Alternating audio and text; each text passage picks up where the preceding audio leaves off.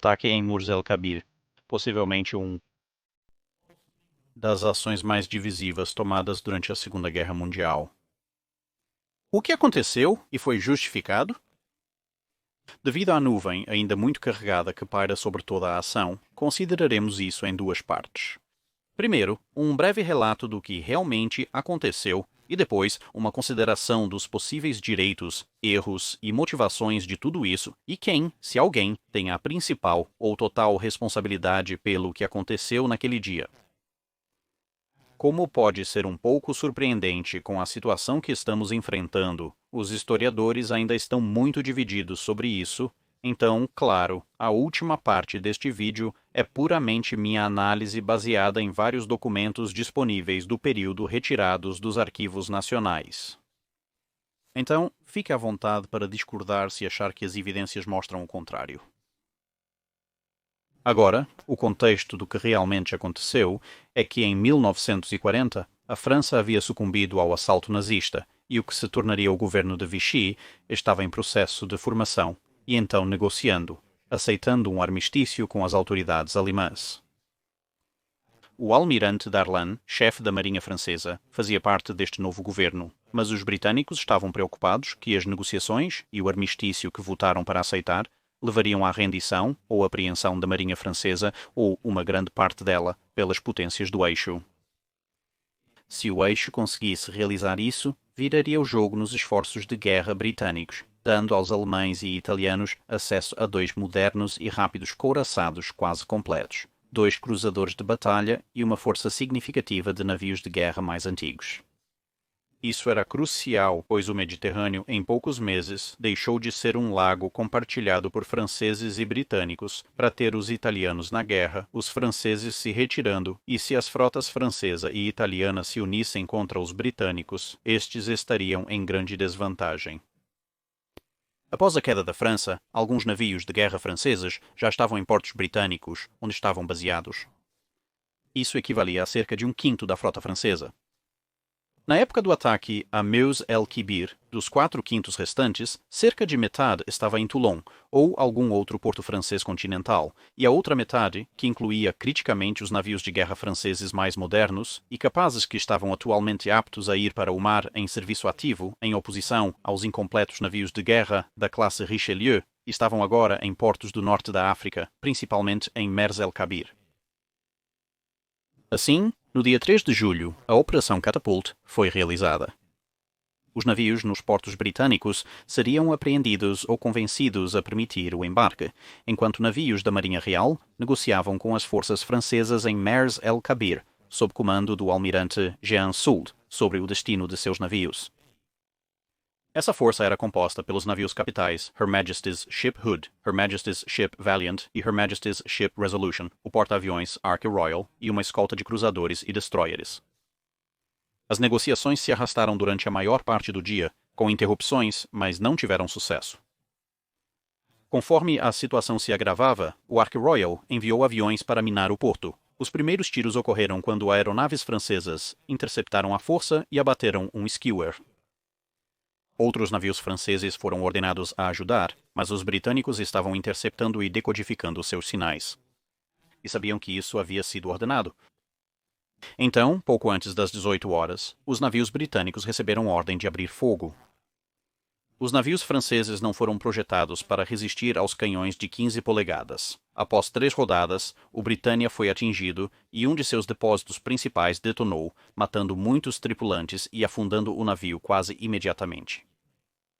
Os franceses revidaram, mas mais navios foram atingidos e os incêndios se espalharam.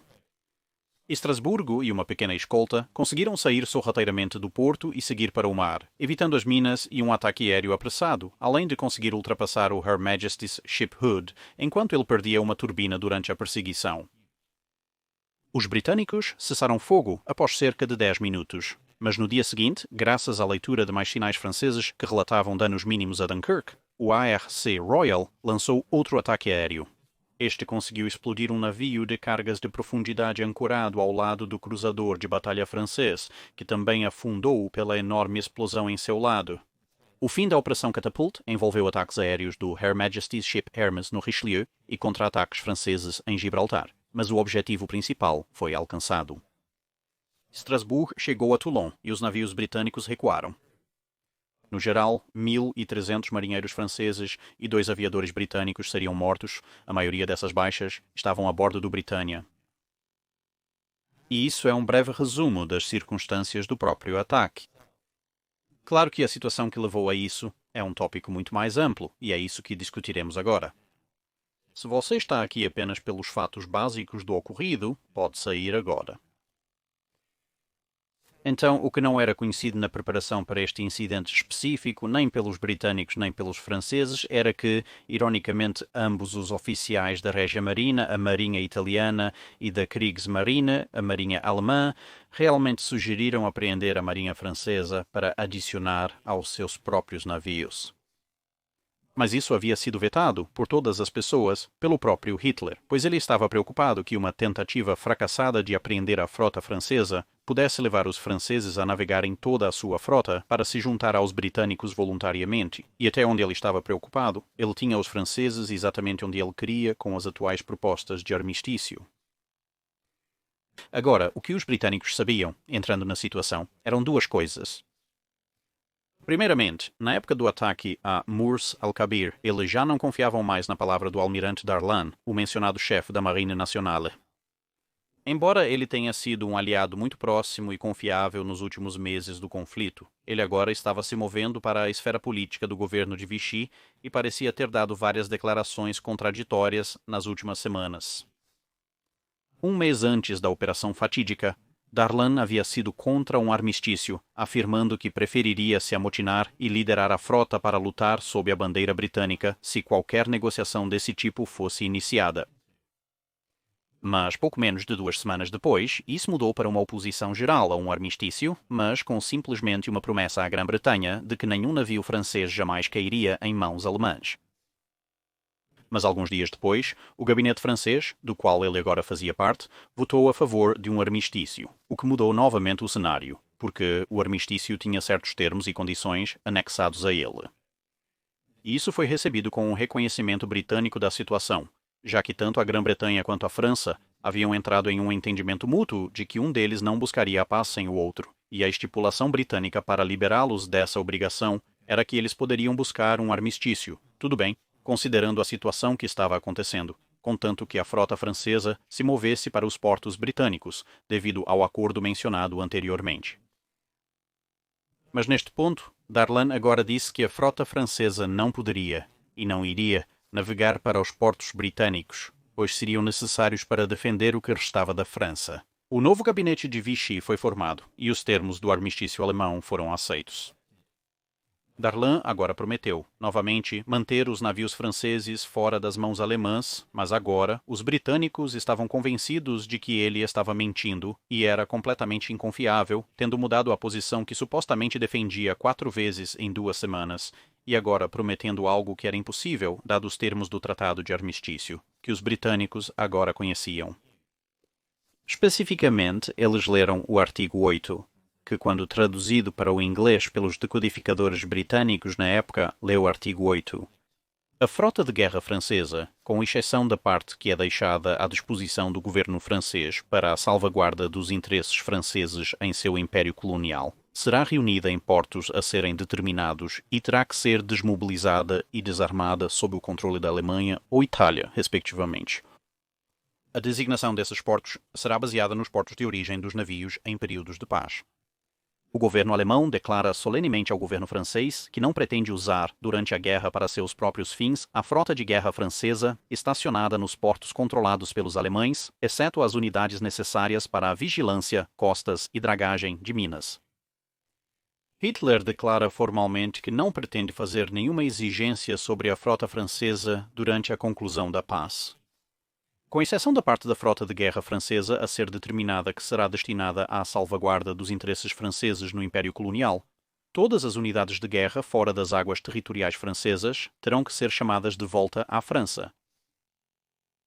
Agora, o que isso disse aos britânicos foi que era totalmente possível para os alemães determinar que os franceses precisavam de uma frota relativamente pequena e leve para garantir suas colônias, e assim poderiam exigir a realocação e o retorno de todos os outros grandes navios franceses de volta à França, e, crucialmente, conforme o primeiro parágrafo, que eles estariam sob controle alemão ou italiano, independentemente do porto em que estivessem.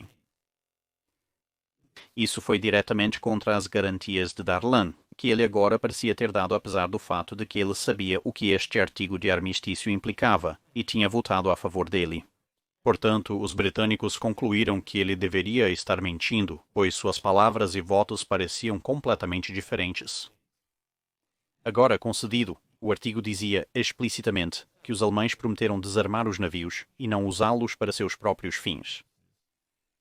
Mas, dado que toda a guerra até este ponto era o final de uma série de promessas solenes de Hitler de não fazer nada que ele então tinha ido e feito, incluindo coisas menores como a tomada da Tchecoslováquia e a invasão da Polónia, os britânicos estavam um tanto inclinados a tratar esse aspecto particular do artigo como não valendo o papel em que foi escrito. Em vez disso, parecia para eles ser a configuração perfeita para colocar a frota francesa sob controle do eixo, totalmente armada, e então simplesmente não desarmá-la e levá-la para seu próprio uso, o que, claro, teria sido o pior resultado possível para os britânicos. O armistício foi alterado por sugestão italiana para permitir que os franceses mantivessem navios no norte da África temporariamente, enquanto acertavam-se os detalhes finais.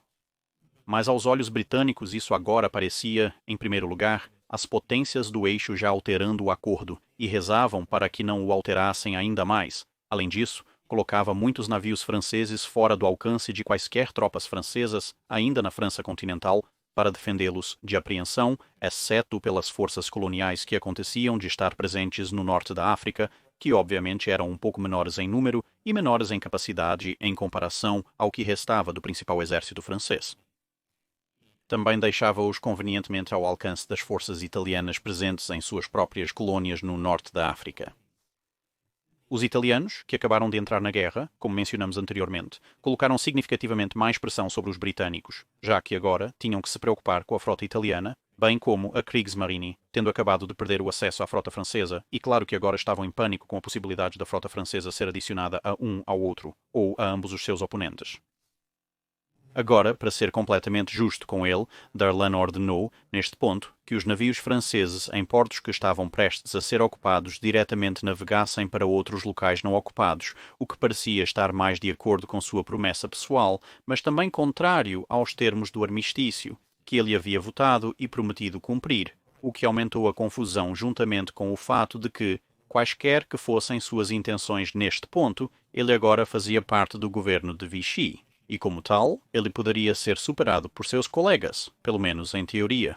Ele ainda complicou mais as coisas ao tentar liberar os navios franceses dos portos britânicos, apresentando uma versão do armistício à Grã-Bretanha que era um pouco diferente do texto real do armistício, que, como mencionamos, os britânicos já sabiam. Essa duplicidade consolidou ainda mais, na mente do estabelecimento político britânico, a ideia de que Darlan estava mentindo descaradamente para eles, levando os britânicos a descartar qualquer garantia que Darlan havia feito anteriormente por completo. Claro, desconhecido pelos britânicos, Darlan de fato havia ordenado que a frota de Toulon se autodestruísse se os alemães tentassem apreendê-la, e ele estava realmente determinado, pelo que se pode dizer após a guerra, a garantir que a frota francesa não caísse em mãos estrangeiras. Essa foi talvez a primeira grande oportunidade perdida para prevenir a tragédia, com Darlan conseguindo se transformar de aliado confiável para persona non grata nos círculos governamentais britânicos no espaço de cerca de 15 dias. Neste ponto, nenhuma intenção dele, não importa como fosse declarada ou quão sincera fosse, seria realmente acreditada por alguém além de Darlan. Agora, em tudo isso, deve-se lembrar que a maior parte do governo francês de Vichy, nesta fase, estava fazendo o que achava melhor para a França, e não o que achava melhor para a Grã-Bretanha. A situação foi agravada porque alguns dos aliados mais fortes da Grã-Bretanha estavam nos círculos políticos franceses, haviam perdido o poder com a queda do governo de Reynaud, e alguns dos políticos franceses mais anglofóbicos haviam se elevado junto com Pétain no novo governo. No entanto, como foram os britânicos que tomaram a decisão de atacar, é por isso que a maioria dos raciocínios neste ponto se concentra neles e em suas percepções do que estava acontecendo, já que afinal eles não eram psíquicos e não podiam ler mentes, e então eles só podiam ir pelo que pensavam que podiam perceber que estava acontecendo. Daí a explicação das intenções de Darlan, que nós sabemos, versus suas ações na época, que era o que todos estavam baseando sua percepção dele. E assim, os britânicos resolveram neutralizar as forças francesas no norte da África e em outros lugares, passando o comando da operação no norte da África para o almirante Somerville, com a intenção principal de garantir os navios para futuras operações contra o eixo e, se não pudessem, para negá-los definitivamente ao eixo. Havia uma questão política secundária em que, com a França fora, havia muita especulação internacional, inclusive entre o suspeito gabinete francês, de que a Grã-Bretanha também logo se dobraria. Mas isso, a partir das fontes primárias disponíveis, não parece ter sido a consideração principal na época. Era uma preocupação secundária importante, mas não influenciou tanto as decisões britânicas. Agora, isso não quer dizer que todo o pessoal britânico apoiou essa decisão.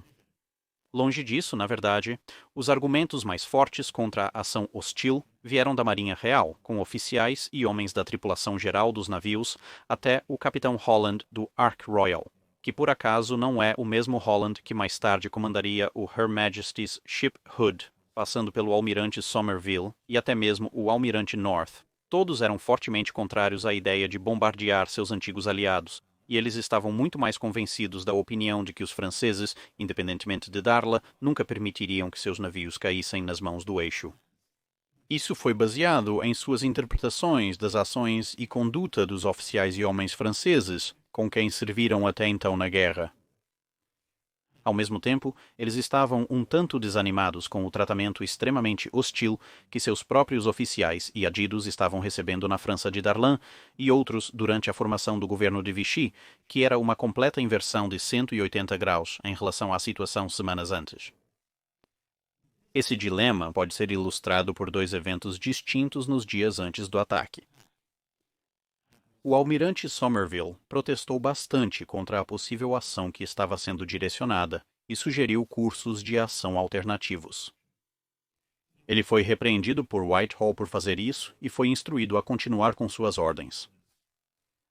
Logo em Alexandria, onde uma situação semelhante estava acontecendo, o tenente Jacques Van de Castille, a bordo do Her Majesty's Ship Malaya, se viu mirando através da mira de uma das armas de seu navio em Os navios franceses, apesar de até aquela manhã ter um compromisso a bordo do cruzador Duquesne, onde vários oficiais franceses o aguardavam armados apenas com um bolo e 27 velas para comemorar seu aniversário. Agora, com isso dito, os britânicos partiram para Mers el-Kabir e a situação começou a escalar para sua trágica conclusão. A primeira mensagem que foi enviada para Mers el-Kabir foi enviada por rádio à frente do destroyer Her Majesty's Ship Foxhound, que por sua vez estava à frente da principal força britânica. Esta mensagem de rádio dizia o seguinte, novamente traduzida como foi enviada em francês, para o almirante Janson. A Marinha Britânica enviou o capitão Holland para se reunir com você. A Marinha Britânica espera que suas propostas permitam que você e a valente Marinha Francesa estejam ao nosso lado.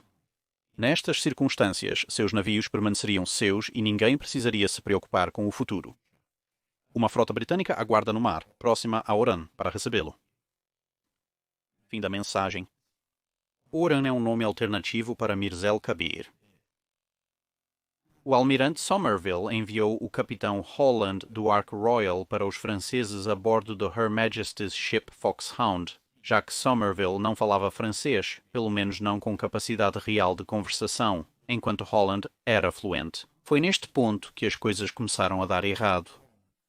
O almirante francês, Jean Saul, decidiu se ofender pessoalmente por um mero capitão ser enviado para negociar com ele, e se recusou a ver Holland, mesmo depois de explicado o motivo do envio de Holland.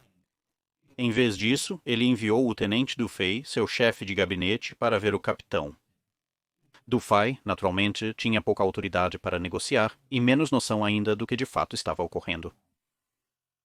Após cerca de 1 hora de idas e vindas infrutíferas, Foxhound e Holland foram ordenados a deixar o porto. Na sua saída, ele conseguiu pegar o tenente de bandeira de Jean Saul e, finalmente, realmente entregar o ultimato britânico que o tenente de bandeira prometeu entregar a Jean Saul. Holland ficou no barco a motor de Foxhound, que não havia sido ordenado a sair enquanto os navios franceses começavam a levantar vapor. Em algum momento, por volta das 9h35 da manhã, o almirante Jansul recebeu o ultimato britânico de 4 pontos. Embora sem Holland lá para realmente discuti-lo, não havia chance neste ponto de explicar as ressalvas adicionais. O ultimato, novamente traduzido para o inglês, dizia o seguinte: 2. Monsieur l'Amiral Jansul do Almirante Somerville. O governo de Sua Majestade me ordenou a informá-lo do que segue. Eles concordaram que a França se aproximasse da Alemanha apenas se, em caso de armistício, a frota francesa fosse enviada para portos britânicos. O Conselho de Ministros declarou no dia 18 de junho que, antes de capitular em terra, a frota francesa se juntaria à força britânica ou se afundaria. O governo de Sua Majestade considera impossível acreditar que a Alemanha e a Itália não irão, quando lhes for conveniente, apreender os navios de guerra franceses e usá-los contra a Grã-Bretanha e aliados, mesmo que o atual governo francês considere os termos do armistício conciliáveis com seus compromissos. O armistício italiano determina que os navios franceses retornem aos portos metropolitanos, e a França deve ceder unidades para a defesa costeira e varredura de minas. É impossível para nós, seus camaradas até agora, permitir que seus belos navios caiam nas mãos do inimigo alemão ou italiano. Estamos determinados a lutar até o fim, e se vencermos como pensamos que vamos, nunca esqueceremos que a França foi nossa aliada, que temos os mesmos interesses e que a Alemanha é nosso inimigo comum. Se vencermos, declaramos solenemente que restauraremos a grandeza e o território francês. Para isso, devemos garantir que os melhores navios da Marinha Francesa não sejam usados contra nós pelo inimigo comum. Nestas circunstâncias, o governo de Sua Majestade me instruiu a exigir que a frota francesa, agora em Meus el-Kabir e Oran, haja de acordo com uma das seguintes alternativas. Navegue conosco e continue a lutar pela vitória contra os alemães e italianos. B. Navegue com tripulações reduzidas sob nosso controle para um porto britânico. A tripulação reduzida será repatriada assim que possível. Se qualquer uma dessas opções for adotada por você, devolveremos seus navios à França ao final da guerra, ou pagaremos uma indenização completa se eles forem danificados nesse meio tempo. C. Se preferir não usá-los contra alemães ou italianos para não violar o armistício, navegue-os com tripulações reduzidas para um porto francês nas Índias Ocidentais, como a Martinica, onde poderão ser desmilitarizados conforme desejamos, ou confiados aos Estados Unidos da América e mantidos em segurança até o fim da guerra, com a tripulação repatriada. Se você recusar essas ofertas justas, devo, com profundo pesar, exigir que você afunde seus navios dentro de 6 horas. Finalmente, falhando-o acima, tenho as ordens do governo de Sua Majestade para usar qualquer força que seja necessária para impedir que seus navios caiam em mãos alemãs ou italianas. Resumindo o comunicado para quem achou longo demais, a opção A era para os franceses irem ao Reino Unido e continuarem a luta com navios de guerra franceses totalmente armados e tripulados.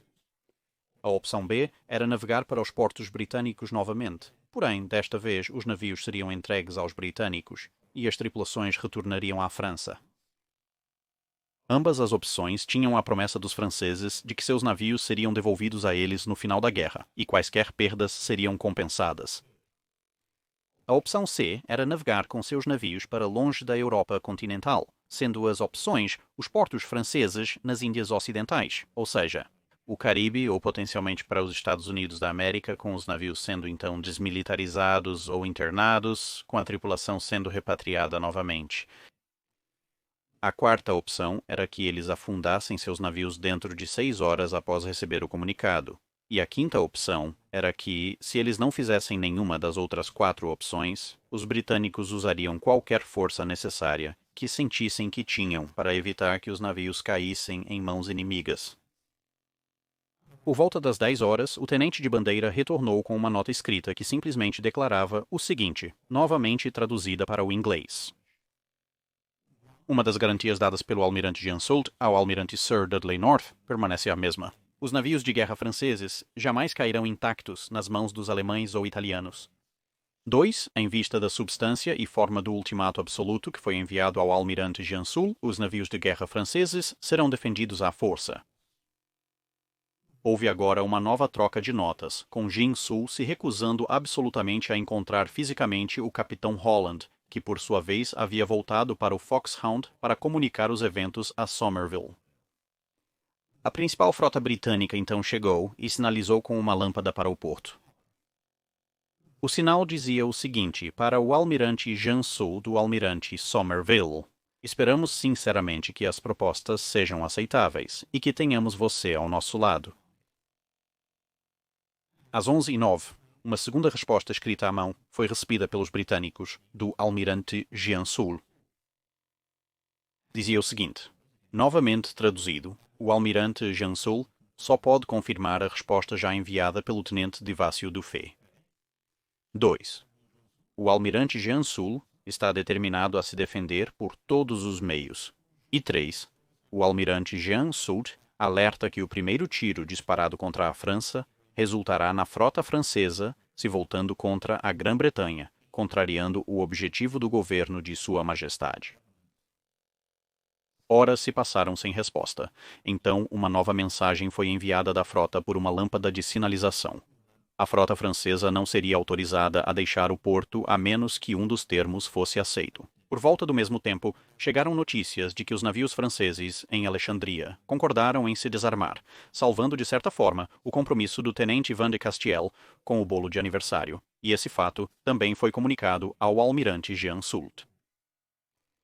Mas com os franceses aparentemente se recusando a reconhecer essas comunicações adicionais, Somerville se preparou para abrir fogo por volta de 1h30.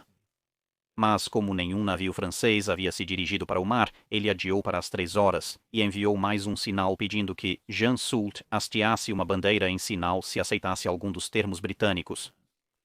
Ele também ordenou a colocação de minas na entrada do porto que descrevemos no início. Finalmente, por volta das 1440, Jean Soult sinalizou que aceitaria um delegado para uma reunião cara a cara. Assim, com o ataque novamente adiado, pois levaria mais de 20 minutos para o capitão Holland realmente voltar ao porto, Holland foi enviado de volta via Foxhound e depois de barco até Dunkirk, chegando a bordo às 4h15 ou 1615. Jean Soult, por sua vez, parecia ainda mais ofendido que o delegado era novamente Holland e não Somerville, e o que se seguiu foi menos negociação e, em algumas ocasiões, mais argumento, com Jean Soult mantendo que ele só obedeceria ao almirante Darlan e ao governo francês. No entanto, durante essa discussão, Jean Soult também apresentou uma mensagem codificada enviada pelo almirante Darlan uma semana antes. Agora, eu não consegui encontrar o texto original, já que as principais referências a isso vêm dos documentos do Arquivo da Marinha, mas eles cobrem parte do que foi dito. A mensagem codificada abriu com algo do tipo: esta será a última mensagem cifrada que você receberá de mim, sendo esta a mensagem do almirante Darla. Ele apontou que a cláusula 3 afirmava que navios franceses poderiam ser levados para os Estados Unidos da América sob certas circunstâncias, que incluíam potencial ataque ou apreensão pelo inimigo. O capitão Holland apontou que os britânicos estavam ameaçando atacar ou apreender seus navios, dependendo de qual cláusula do ultimato você leia. E assim, Jean Soult poderia levar seus navios para os Estados Unidos da América nessas circunstâncias, que era outra opção sob o ultimato britânico também. Por qualquer motivo, possivelmente porque a carta absoluta como lida da cifra referenciava a Alemanha e a Itália, mas não os britânicos, Jean Soult recusou-se a concordar com essa interpretação. Ao mesmo tempo em que tudo isso estava acontecendo, sinais estavam sendo enviados de um lado para o outro entre Jean Soult e o governo de Vichy. Darlan não pôde ser contatado, pois havia ido para a casa de licença e, de qualquer forma, já havia dado suas ordens finais, conforme sua cifra. E, por qualquer motivo, Jean Soult omitiu repetidamente qualquer parte dos termos britânicos, exceto simplesmente para se juntar a eles ou afundar. Diante de apenas duas opções extremas, os líderes franceses da época disseram a ele para enfrentar a força com força e não render seus navios. Enquanto isso, os britânicos estavam lendo cada sinal enviado entre as partes.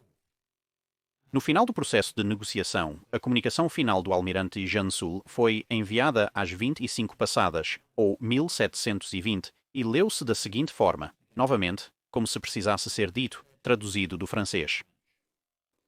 A frota francesa não teve escolha a não ser aplicar as cláusulas do armistício, devido às consequências que a França metropolitana enfrentaria. Ordens formais foram recebidas e essas ordens foram enviadas a todos os oficiais comandantes para que, se, após o armistício, houver risco de os navios caírem em mãos inimigas, eles seriam levados para os Estados Unidos da América, ou afundados. 3. Essas ordens serão cumpridas. 4. Desde ontem, 2 de julho, os navios em Oran e Meuse el-Kebir iniciaram a desmobilização e redução de tripulações. Homens norte-africanos foram desembarcados. Claro, para os britânicos, a cláusula 1 e a cláusula 2 parecem estar em completo conflito, já que a cláusula 1, conformidade com o armistício, entregaria. A maior parte da frota francesa passou ao controle alemão ou italiano. A cláusula 2 determinava que, se isso ocorresse, os navios seriam levados aos Estados Unidos da América ou afundados, sendo essas opções mutuamente exclusivas. Além disso, era óbvio que os navios franceses se preparavam para zarpar. Então, o item 4, afirmando que haviam sido desmobilizados e as tripulações reduzidas, também foi considerado patentemente falso. Ao mesmo tempo, a frota britânica também foi avisada, por meio de interceptações de sinal, dos reforços franceses, que haviam sido ordenados para a área, e então, às 1715, Jansul recebeu até 1730 para aceitar um dos termos britânicos, nós afundamos. Holland partiu às 17h25 ao som de sirenes de alerta nos navios franceses. Cerca de meia hora depois, os canhões britânicos abriram fogo. Então isso dá uma ideia mais detalhada de por que os britânicos pensavam da maneira que pensavam e o curso das negociações em si, que, é claro, inevitavelmente levariam à tragédia. Portanto, restam duas questões a serem resolvidas. O ataque britânico foi legal?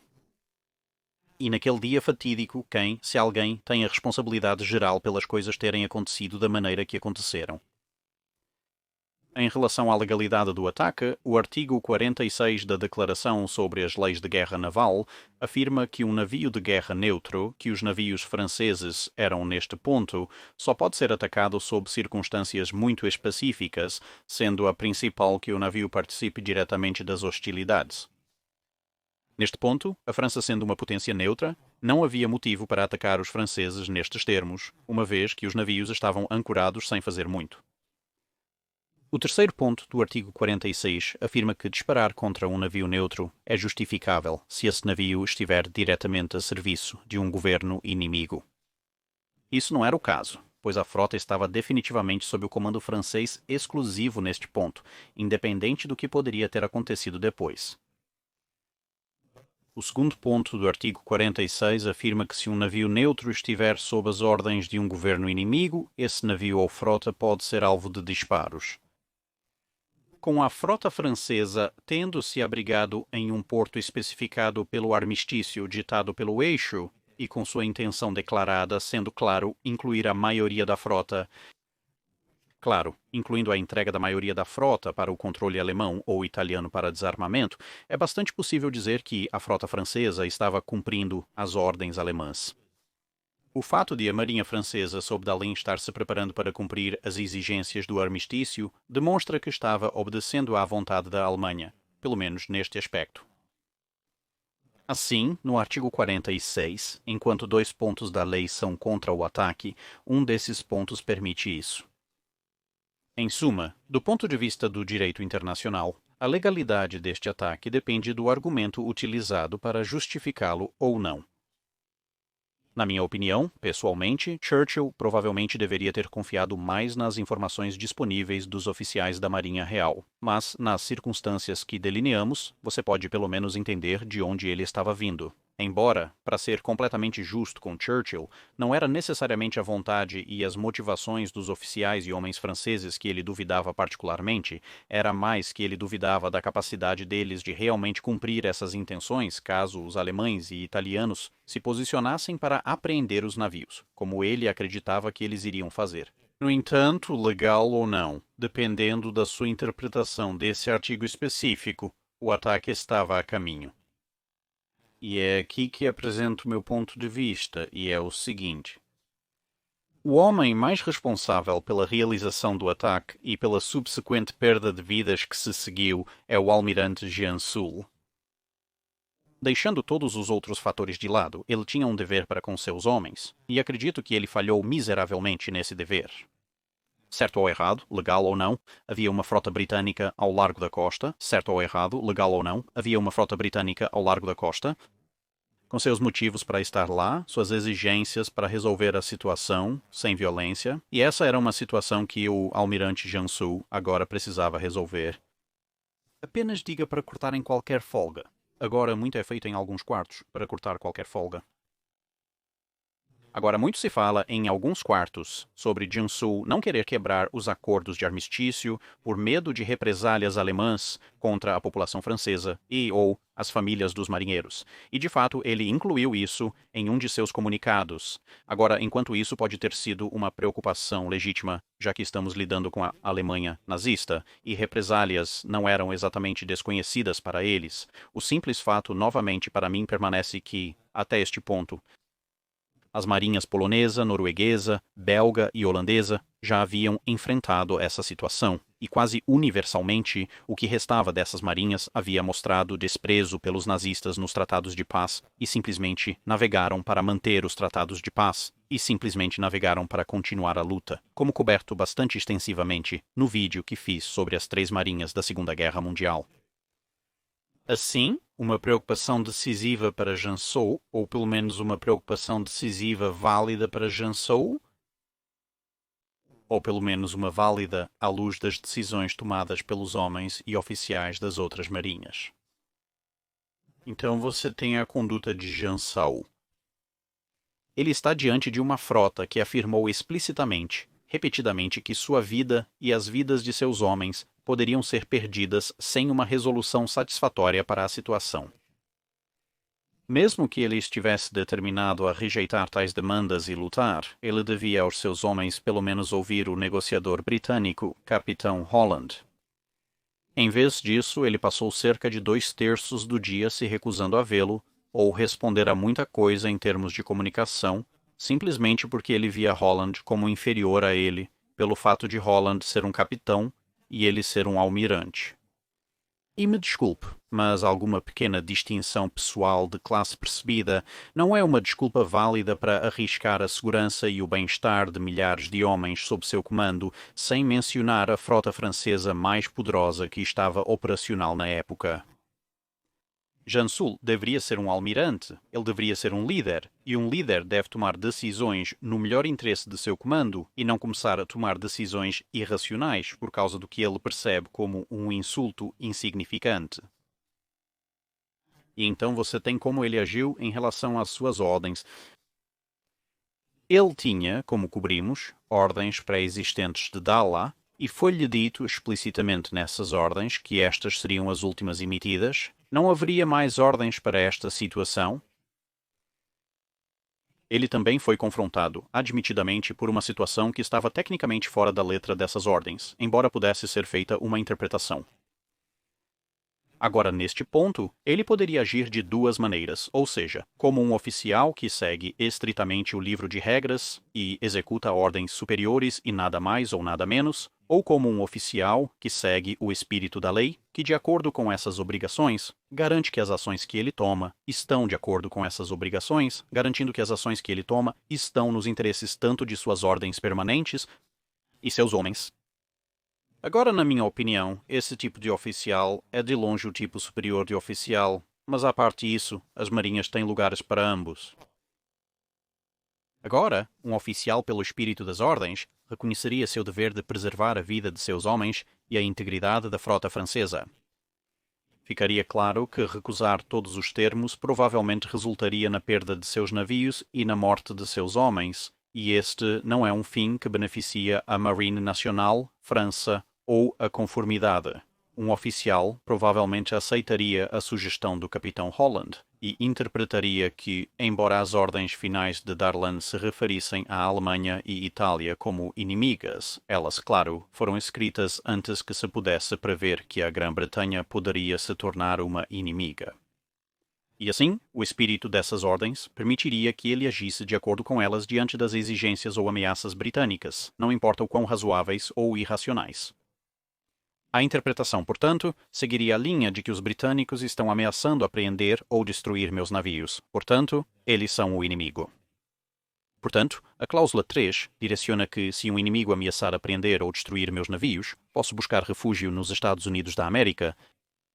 Os britânicos também são, portanto, posso cumprir minhas ordens, preservar meus homens e...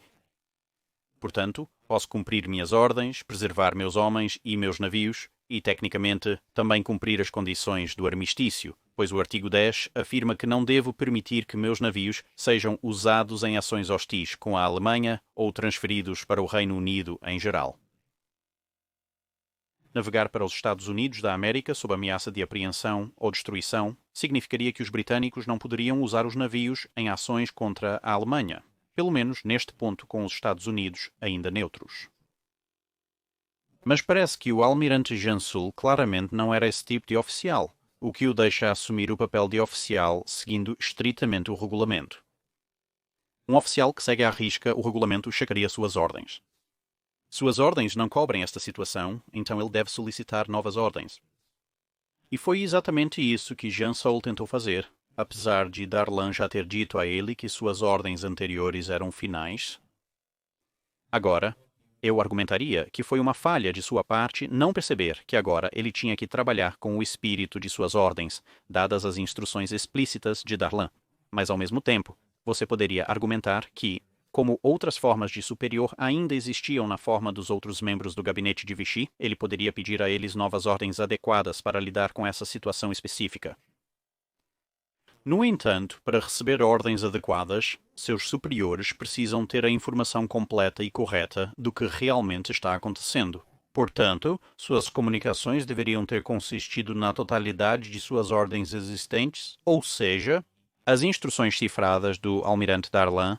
Basicamente isso é o que me disseram para fazer até agora, além de uma descrição completa da situação que ele enfrentava atualmente, incluindo, e mais importante, mesmo que ele escolhesse negligenciar tudo o resto, todas as opções na mesa dos britânicos. Isso era especialmente importante, dado que Darlan estava fora de contato. No entanto, Jansul falhou espetacularmente em fazer isso. Ao invés disso, disse ao governo de Vichy que a oferta era junte-se a nós ou afunde, o que não é apenas uma mentira descarada, é uma negligência de dever, pois não fornece aos seus superiores as informações necessárias para que eles possam tomar uma decisão adequada, e assim então dar a ele uma direção adequada na forma de novas ordens. Agora, é claro que é totalmente possível que a resposta deles para ele poderia ter sido a mesma, ou eles poderiam ter concordado com a ideia de Holland de enviar os navios para os Estados Unidos da América ou qualquer outra coisa. Mas nunca saberemos porque eles nunca tiveram a chance de tomar essa decisão devido inteiramente à falha de Jansul em se comunicar adequadamente com eles. Ele não estava sob ataque. Estava em um navio parado. Tinha horas para conversar com eles adequadamente, mas nem se deu ao trabalho. Se ele tivesse feito isso, então a responsabilidade por recusar os termos britânicos e quaisquer consequências decorrentes teriam recaído sobre o governo francês de Vichy, mas ele não fez isso e, portanto, eles não puderam responder adequadamente. Eles só podiam ir com o que ele lhes disse, e o que ele lhes disse era flagrantemente impreciso, e assim as ordens que voltaram não eram aplicáveis à situação que ele realmente enfrentava. Assim, Jiansu falhou em agir de maneira adequada a qualquer tipo de oficial, e assim, na minha visão, ele falhou completamente em seu dever como almirante para sua nação, pois ele conseguiu uma boa parte da frota francesa danificada ou destruída, e mais importante ainda, ele falhou em seu dever para com seus homens ao fazer com que 1.300 deles fossem mortos. Quase inteiramente, porque ele era orgulhoso demais para conversar com um capitão, sem imaginação para interpretar as ordens que tinha e preguiçoso ou demasiado dissimulado para relatar a situação com precisão para as pessoas que poderiam ter lhe dado novas ordens.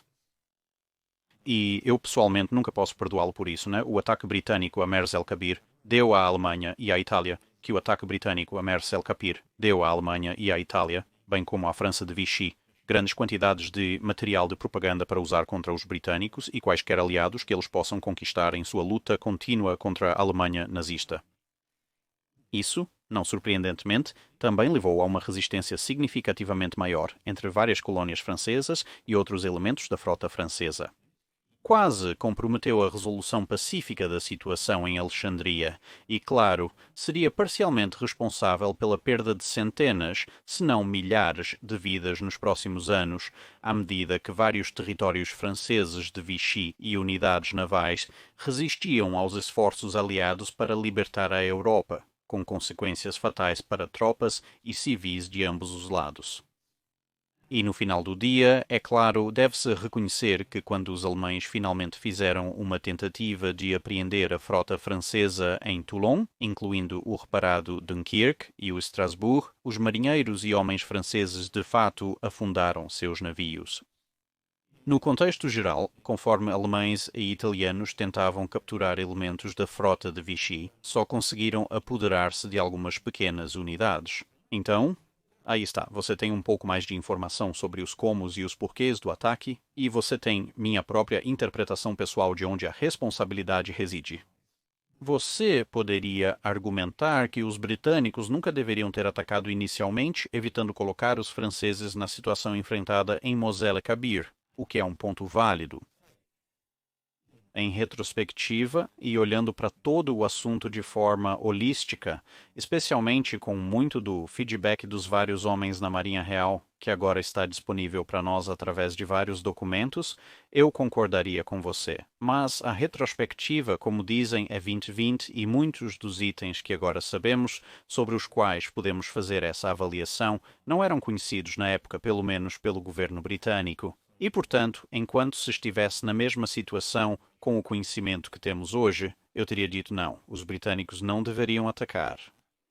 Se eu estivesse na posição em que o governo britânico estava, com as informações que eles tinham disponíveis e o histórico bastante longo e repleto de histórias de praticamente todas as promessas alemãs, sendo quebradas logo após serem feitas, nessa posição, acho que provavelmente teria ordenado a frota para Mers el-Kabir também, e uma vez que aquele dado específico foi lançado, bem, já discutimos quem eu acho que foi principalmente responsável por aquela bagunça específica, e no final do dia temos que lembrar que, certo ou errado, legal ou não importa quem carrega a responsabilidade final, essa longa cadeia de tragédia acabou com 1.300 franceses e 2 militares britânicos perdendo suas vidas completamente desnecessariamente. E isso é, infelizmente, a tragédia final da guerra.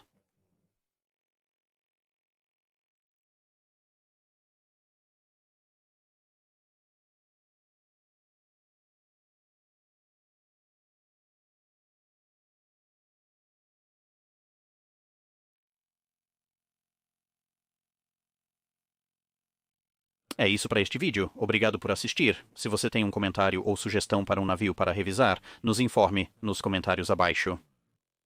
Lembre-se de comentar no post fixado sobre o dique seco.